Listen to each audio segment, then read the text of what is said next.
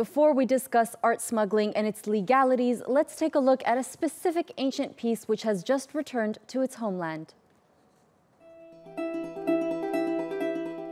The tomb of Heracles dates back to the 2nd century BC, and it depicts his legendary 12 labors.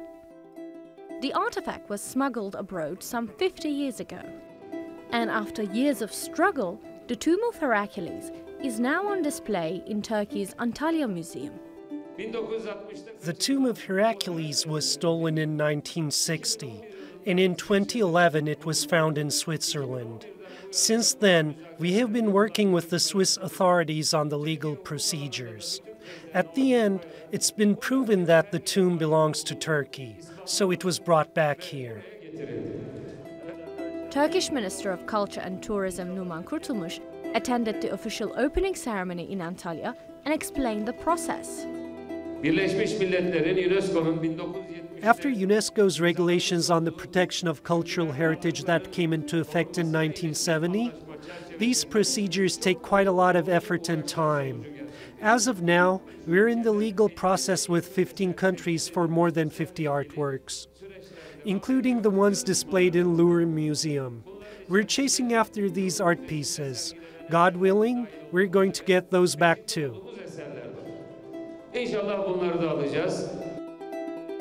Next to the tomb, Antalya Museum also houses the statue of weary Heracles, which is another artifact that was returned to Turkey after 30 years abroad.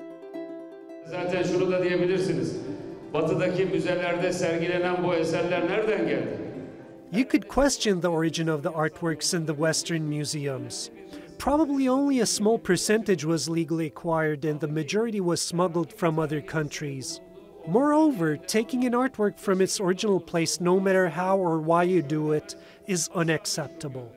And when you look at it that way, it's only a moral duty to bring the stolen artworks displayed in Western museums to their original countries.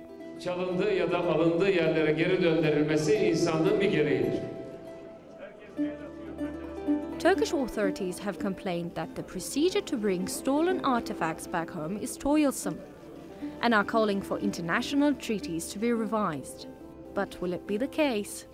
Well, that is the exact question that I wanted to direct to Gokhan Cete, who is an expert at the Ministry of Culture and Tourism. Thank you for joining us. Pleasure. I want you to give me a vague outline of UNESCO's treatment of properties and Turkey's role in all of this. UNESCO 1970 Convention is the most effective tool in our combat against illicit traffic of cultural property. Since it was adopted, it has been the reference text in international collaboration. And it recognizes the cultural heritage as the property of the nations, and it brings to an obligation to state parties to return back any illegal object to country of origin. And as Minister of Culture and Tourism, we always try to contribute to its well-functioning and its application. At the moment, Turkey is one of the members of the subcommittee of the convention.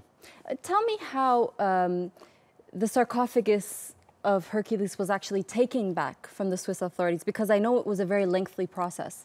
We have been working on this case since 2011. At that time, we have received a letter from Swiss authorities. The letter was about a sarcophagus which was detected and confiscated by Geneva Customs. And Swiss authorities was trying to find out the exact provenance. And when we had the photographs of the sarcophagus, we immediately consulted prominent Turkish and foreign archaeologists and academics.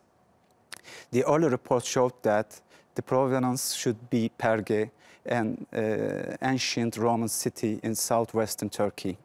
And ministry also sent an expert delegation to Geneva to examine the sarcophagus in place. And their report also confirmed this provenance. And besides, the Geneva prosecutor had already launched an investigation, and we took part in this legal process by our lawyer, Mr. Marc-André Reynaud.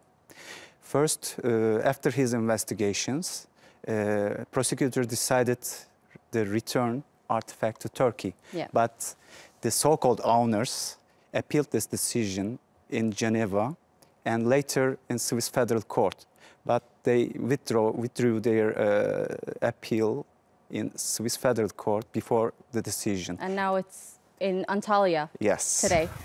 Tell me about the other tombs that are in prominent collections, including the Louvre, Pergamon, and British Museum. I know there's many out there. What about the action that's going to be taken towards those? As Minister of Culture and Tourism, we have to behave in accordance with the international treaties like 1970 Convention.